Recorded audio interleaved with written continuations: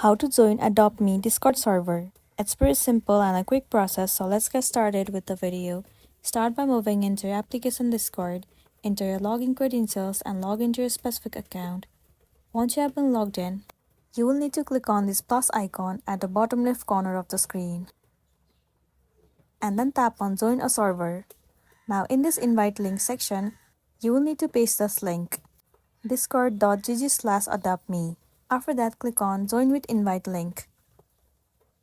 Now tap on Accept Invite. And there you go. You have joined the Discord server of Adopt Me. Click on Skip if you want to.